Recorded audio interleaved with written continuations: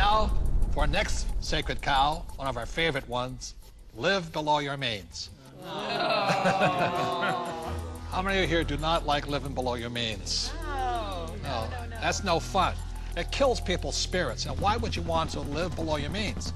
But many people have to, unfortunately, because the Fed is printing so much money that taxes and inflation go up, which means people are forced to live below their means. So anybody make comments on living below your means? Well, if you're on a paycheck, you have that one income coming in, and if you're just one person, you've only got 24 hours in a day to work. So there is a limit to how much you can work to get those paychecks coming in. So in that situation, you are forced to live below your means. Well, and the key here is to raise your means.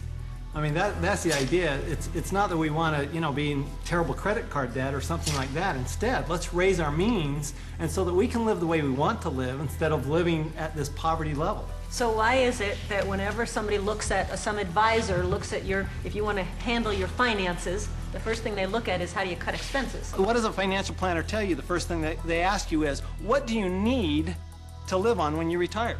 They never ask you, what do you want? Time out.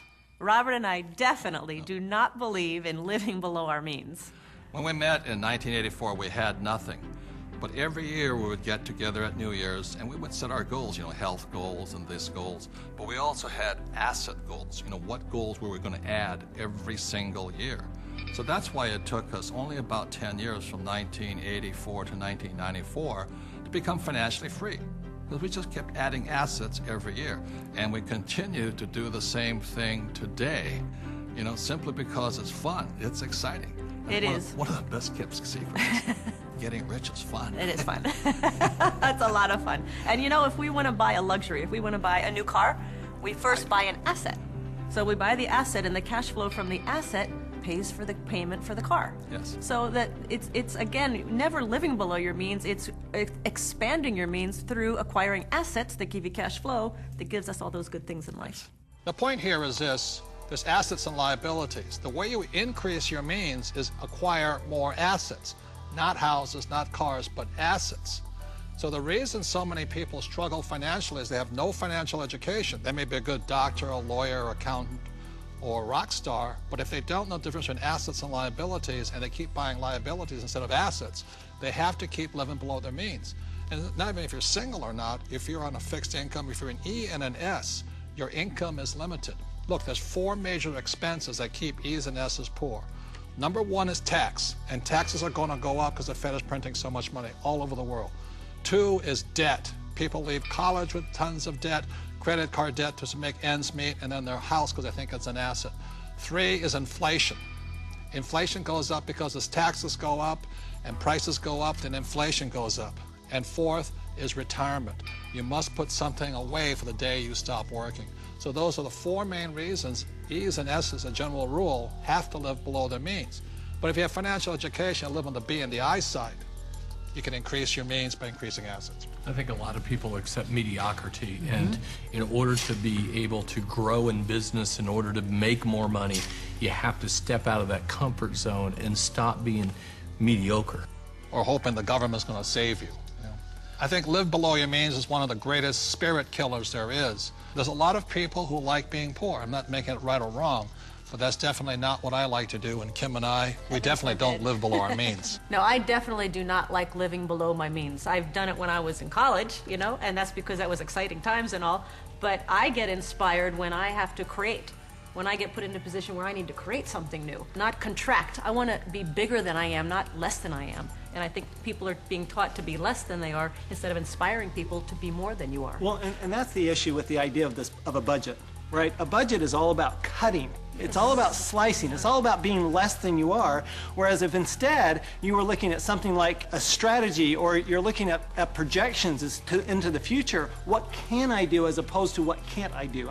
To me, that's the big distinction. Well, and a lot of it comes from fear too. I think people are afraid of their futures. They're not sure where the futures are gonna lead them. So they think, well, I'll live below my means. I'll save. I won't allow myself to have this small luxury, that small luxury. And then, of course, they fall off the wagon. Well, the worst thing is... And then they feel bad about it. Yeah, so the worst thing is guilt. they cut back on their expenses and they save money, right, Mike? That's the worst thing they could do. Right. depreciating money. It all goes back to the questions you ask. I mean, when you say, I can't afford it, I don't have the money for that, you know, a better question would be, how can I afford it? How can I get the money for that? Expands your mind. And you know, in my community where I grew up, living below your means was pretty much a step up. Being honest. We didn't have any means, and we didn't live, and we didn't know how to live. It was basically survival.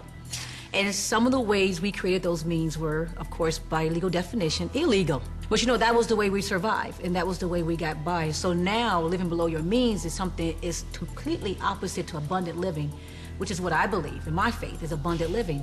The opposite of that, to me, is not the way that God intended for us to live. So that's why I think it's absolutely criminal our school system does not teach us much about money.